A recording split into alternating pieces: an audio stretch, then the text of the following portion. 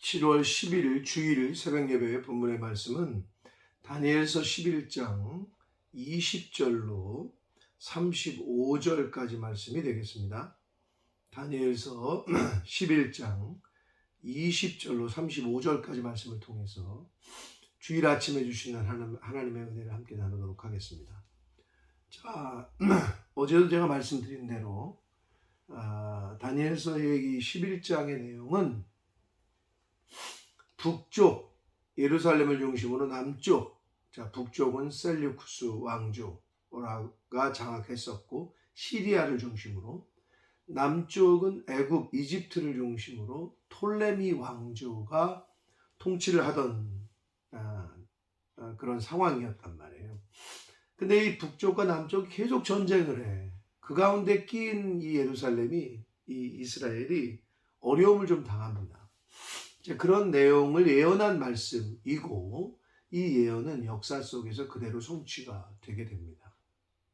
그게 기본이니까 계속 그 남쪽, 북쪽의 왕이 어떻게 배신하고 또 침략하고 이게 계속 나오다 보니까 조금 헷갈리기도 하지만, 최대한 제가 역사 속에서 성취된 세계 역사 히스토리를 말씀을 드리면서 접근을 하니까 잘 들으시고, 그리고 어제도 말씀드린 대로 이 11장의 내용은 안티오쿠스 4세 에피파네스라는 인물에 초점을 맞추고 있고, 그 인물이 당시의 역사 속에서 이스라엘을, 그리고 예루살렘을, 그리고 예루살렘 성전을 아주 더럽히고 많은 하나님의 백성들을 죽인 인물이고, 이게 이제 그 구속사적인 측면에서는 이 안티오쿠스 4세 에피파네스를 적그리스도의 모형으로 이렇게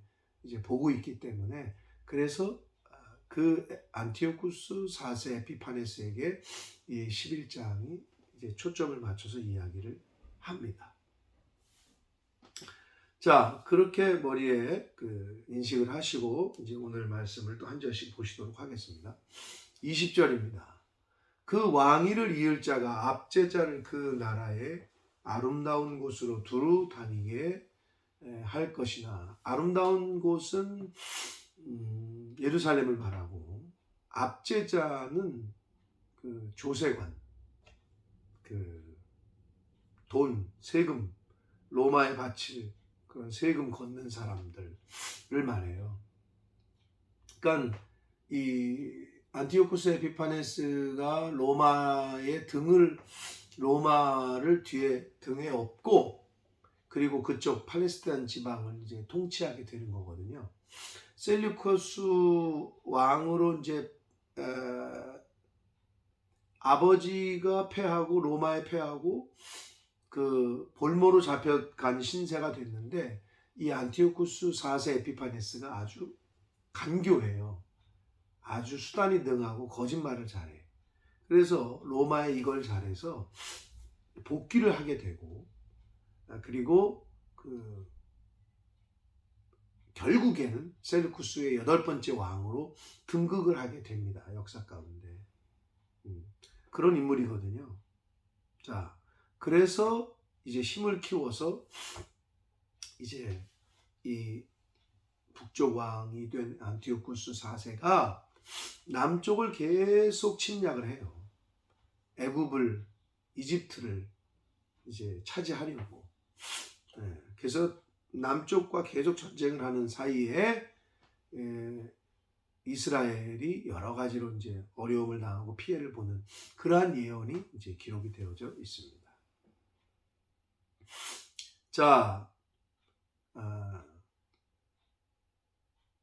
압제자를, 즉 돈 걷는 조세관들, 그 세금 걷는 사람들을 그날의 아름다운 곳으로 두루 다니게 하면서 이제 돈을 뺏고, 그는 분노함이나 싸움이 없이 몇 날이 못되어 망할 것이요, 또 그의 왕위를 이을 자는 한 비천한 사람이라 나라의 영광을 그에게 주지 아니할 것이나, 그가 평안한 때를 타서 속임수로 그 나라를 얻을 것이요. 이게 이제 안티오쿠스 4세 속임수에 능한 인물이란 말이에요. 예, 그래서 하여튼 거짓으로 예, 이제 왕이 되고 넘치는 물 같은 군대가 그에게 넘침으로 말미암아 패할 것이요 동맹한 왕도 그렇게 될 것이며 그와 약조한 후에 그는 거짓을 행하여 올라올 것이요. 자, 그는 여기서 남쪽 왕 톨레미 6세인데요. 그 당시에. 그런데 이 에피파네스 4세가 안티오쿠스 4세가 남쪽 왕과 거짓말을 잘한다고 그랬잖아요. 그러니까 거짓으로 약조를 해. 그러면 그건 지키지 않을 약속인 거죠. 그래서 거짓을 행하여 올라올 것이고 소수의 백성을 가지고 세력을 얻을 것이며 그가 평안한 때에 그 지방의 가장 기름진 곳, 여기는 애굽의 본토를 말해요. 그 남쪽 지역을 들어와서 그의 조상들과 조상들의 조상이 행하지 못했던 것을 행할 것이요. 계속 북쪽은 남쪽을 침략하기를 원했는데 차지를 못했었고 전쟁에서 별로 이기질 못했었는데 많이 침략을 하고 노력하고 탈취한 재물을 무리에게 흩어주며 계략을 세워 얼마 동안 산성들을 칠 것인데 때가 이르기까지 그리할 것이다. 안티오쿠스 4세가 남쪽을 쳐들어와서 이전에 아버지 조상들이 하지 못했던 일들을 하게 된다는 거예요. 그래서 25절 그가 그의 힘을 떨치며 용기를 다하여 큰 군대를 거느리고 남방 왕 당시의 남쪽 애굽 지역의 왕은 톨레미 6세인데 친다는 거예요. 뭐 조약도 하고 화친도 맺고 우리는 불가침 조약을 맺자 뭐 거짓 조약을 하는 거죠. 거짓에 능한 거짓 마귀 사탄의 조종을 받고 있었기 때문에 쳐요. 남쪽을.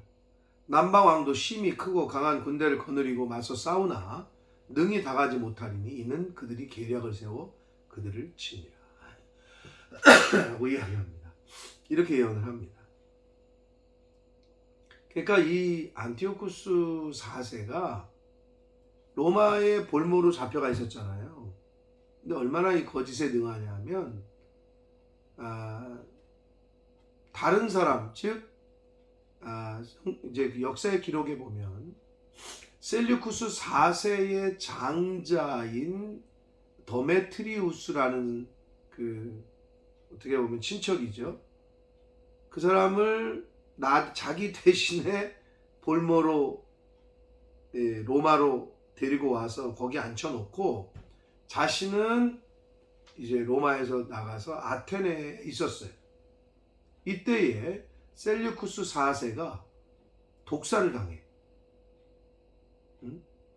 그래서 둘째 아들인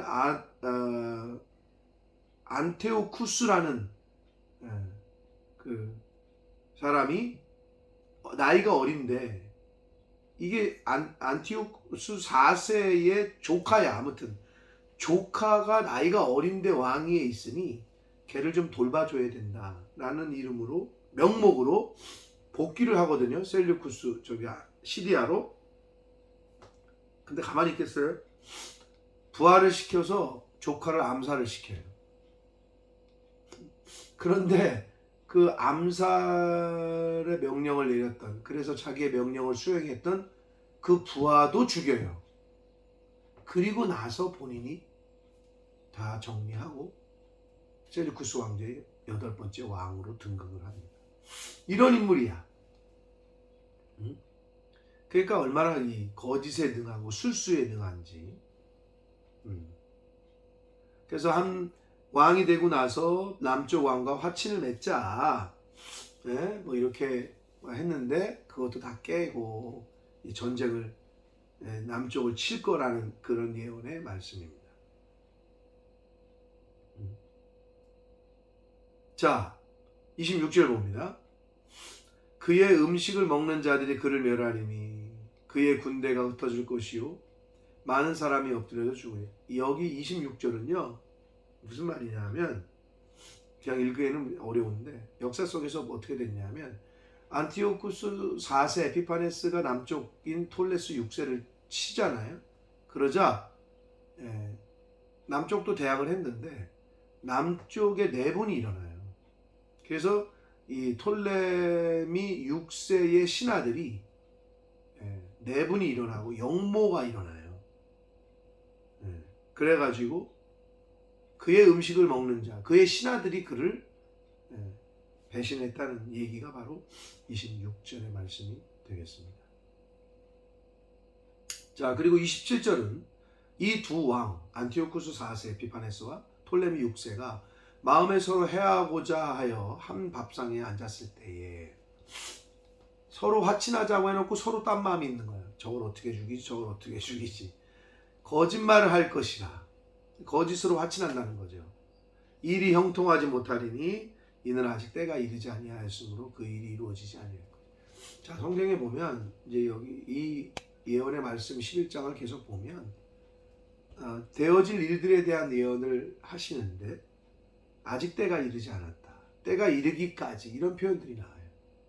결국 계속 제가 말씀드린 대로 다니엘서는 하나님의 주권이 굉장히 강조되고 있는, 예언한다는 거, 미래의 일을 예언한다는 것 자체가 하나님의 주권, 하나님의 섭리를 나타내는 거 아니겠어요? 앞으로 될 일을 미리 말한다는 것은 하나님이 핸들링 한다는 거죠. 컨트롤 한다는 거죠. 그걸 보여주고 있는 책이 바로 다니엘서다. 28절 봅니다. 북방왕 안티오쿠스 4세입니다. 에피파네스. 많은 재물을 가지고 본국으로 돌아가리니 그는 마음으로 거룩한 언약을 거스리며 자기 마음대로 행하고 본토로 돌아간다. 자, 이게 무슨 말이냐? 안티오쿠스 4세가 애굽 정보를 나섰다가 여러 가지 상황에서 다시 돌아가요. 거의 정복을 했는데 중간에 그 반란이 일어났다는 소식을 들어요. 다른 곳에서. 그래서 이제 그것도 수습하기 위해서 완전히 정벌을 못하고 많은 걸 뺏어가지고 보물들을 뺏어서 돌아가. 근데 또 돌아가는 길에 남쪽에서 북쪽으로 올라가야 되잖아요. 근데 예루살렘을 들려. 이유는 예루살렘에서도 반란이 일어났다는 소식을 들어요.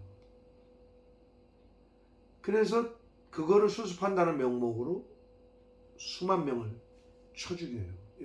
예루살렘 성이, 많은 유대인들이 죽고 예루살렘 성이 완전히 더럽혀지고 그곳에 그냥 짐승의 피를 뿌리고 우상의 제단을 만들고 여러 가지 그 아주 악한 짓을 해요. 거룩한 언약을 거스리고, 즉 대항해서 하나님이 세우신 언약들을 다 깨부시고 이걸 예언하고 있는 거예요. 그러니까 적그리스도죠. 그래서 적그리스도의 모형이라고 얘기를 하는 거예요. 29절, 작정된 기한에 그가 다시 나와서 남방에 이를 것이니, 갔다가 다시 또 온다는 거예요. 계속 애굽을 끝까지 먹으려고, 차지하려고 또 와요. 그러나 이번이 전번만 못하리니. 4번 역사 속에서 안티오쿠스 4세가 4번 애굽 정보를 갔다고 역사는 기록하고 있습니다. 그게 이제 29절이 마지막 4번째 침략을 말씀하는 거고, 30절, 이는 기띔의 배들이 이르러 그를 칠 것이다.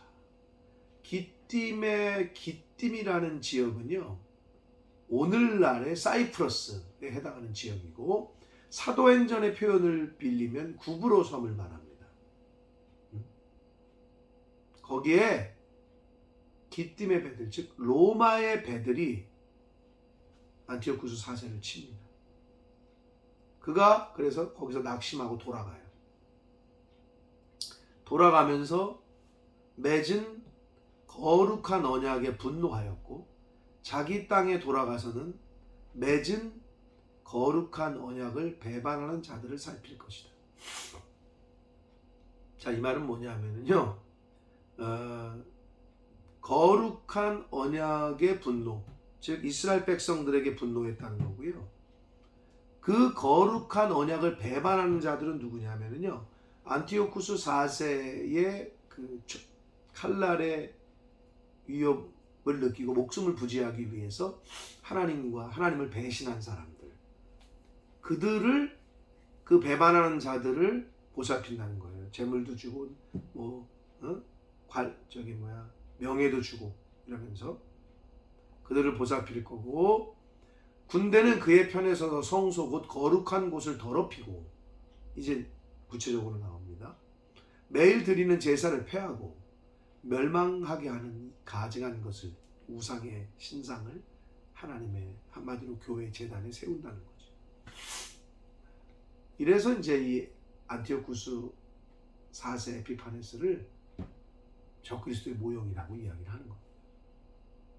역사 속에서 실제로 이런 짓을 벌였다는 거예요. 그가 또 언약을 배반하고 악행하는 자를 속임수로 타락시킬 것이나 오직 자기의 하나님을 아는 백성은 강하여 용맹을 떨칠 것이다. 그러니까 안티오쿠스 4세 에피파네스라는 적그리스도가 나타나면 갈라진다는 거예요. 배신하는 자들과 배교하는 자들과 끝까지 하나님 말씀, 하나님을, 신앙을 지키는 자들, 여기서도 하나님을 아는 백성은 강하여 용맹을 떨친다. 근데 여기서 단순히 안다는 건 아니고요.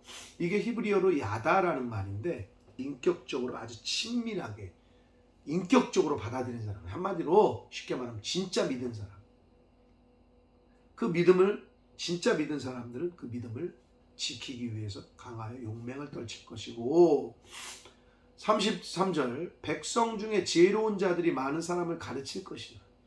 즉 무슨 말이냐, 믿음이 있고 하나님의 말씀이 있는 사람들이 안티오쿠스 4세의 그 칼날에 또 속임수에 넘어가가지고 배신하는 사람들을 가르친다는 거예요.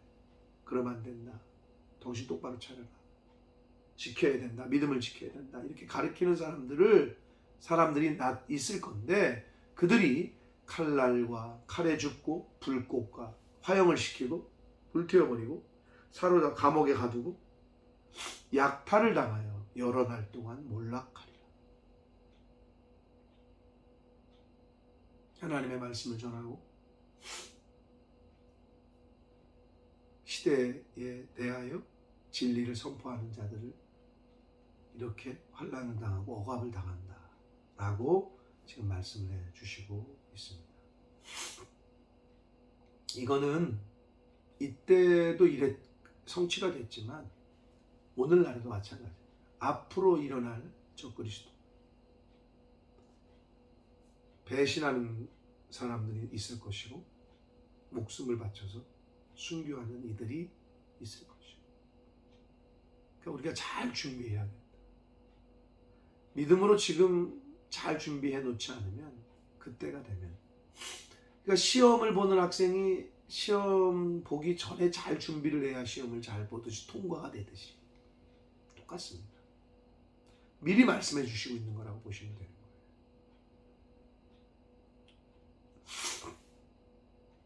34절 봅니다. 그들이 몰락할 때에 도움을 조금 얻을 것이나 많은 사람들이 속임수로 그들과 결합할 것이며, 이게 무슨 말이냐면요, 역사 속에서 이렇게 안티오쿠스 4세 에피파네스가 하나님의 성전을 더럽히고 유대인들을 죽이고 핍박하자 지렁이도 밟으면 꿈틀한다고 유대인들 중에서 용맹한 자들이 일어나요. 그게 마카비 형제들이야. 그래서 예루살렘 성전을 정화시키고 탈환하고 잠시 셀루쿠스 왕조를 몰아내요. 그때 세운 게 하스모니아 왕조야. 그 예언인데, 그래서 이제 믿는 사람들이 조금 이제 숨통이 트이는데, 많은 사람들이 속임수로 그들과 결합한다는 얘기는 뭐냐면, 안티오쿠스 4세, 그러니까 우리나라 역사로 말하면 일본이 득세하면 친일이 됐다가 다시 정권이 바뀌어가지고 광복이 되니까 다시 또 이쪽으로 붙었다가, 이리 붙었다가 저리 붙었다가 하는 사람들. 마카비 형제가 정권을 잡으니까 다시 그 속임수로, 속은 아니면서 겉으로는 또 지원하는, 지지하는 그들이 나타나는 거예요. 그러니까 예나 지금이나 똑같아요. 자기 자신을 위해서 이리 붙었다가 저리 붙었다가. 그런 사람들이 생길 것이고 35절 또 그들 중에 지혜로운 자 몇 사람이 몰락하여 무리 중에서 연단을 받아 정결하게 되며 희게 되어 마지막 때까지 이르게 하리니 이는 아직 정한 기한이 남았습니다. 자, 이 부분을 어떻게 해석하느냐? 첫 번째는 마카비의 그 혁명으로 예루살렘을 셀루쿠스 왕조로부터 탈환한 그때. 두 번째로는 구속사적인 의미에서 종말의 때. 요 마지막 때를 그렇게 두 가지 때로 해석을 할 수 있다는 거고요. 안티오쿠스 4세 에피파네스를 적그리스도의 모형으로 아직 오지 않은 종말의 때. 이렇게 두 가지로, 물론 그 당시에도 이런 인물이 나타날 거라, 안티오쿠스 4세를 예언한 것, 그리고 마지막 때 적그리스도, 이걸 모형으로 예언한 것, 이렇게 해석할 수 있듯이 이 마지막 때는 바로 그때, 마카비 혁명이 일어난 그때, 1차적으로, 2차적으로는 구속사적으로 종말의 때, 예수님 재림하실 그때, 이렇게 두 가지를 해석할 수 있다는 것. 아무튼 그때에 연단을 받아 정결하게 되어 희게 되어, 즉 마지막 때가 되면 이렇게 거룩함을 지키고 믿음을 지키고 정결케 되고 흰옷을 입는 사람들이 나타날 거라는 거예요. 사랑하는 성도 여러분, 지금 사실 그 이언의 말씀 또 역사하고 맞물려서 듣자니 좀 어렵긴 한데 중요한 건 뭐냐? 마지막 때에 믿음 있는 자를 보겠느냐? 예수님이 그러셨고, 말세에 마지막 때에 믿음을 지키는 자들은 고난당하고 환난을 당하나 그 고난과 환난을 통과하면 연단을 받으면 정결하게 되고 빛나고 고운 세마포를 입게 될 줄 믿습니다. 바라기는 저와 여러분의 신앙생활이 배교하고 배신하는 것으로 끝나는 게 아니라 정결케 되고 희게 되는, 빛나고 고운 세마포를 입게 되는 그러한 신앙생활을 하게 되시기를. 그러기 위해서 말씀을 통해서 잘 배우고 또 말씀을 통해서 잘 훈련받고, 그럴 때에 마지막 때에 마지막에 후회하지 않는 그러한 이 땅에서의 신앙생활을 하시게 될 줄 믿습니다. 정결케 되고 빛나고 고운 세마포를 흰옷을 입는 저와 여러분이 되시기를 예수 그리스도 이름으로 축복합니다. 기도하겠습니다. 살아계신 하나님 아버지, 복되고 귀한 주일을 허락하시고 또 생명을 주셔서 이 복되고 귀한 이 주일 아침에 하루를 시작하며 하나님의 말씀을 또 전하고 들음으로 시작하게 하시니 감사합니다.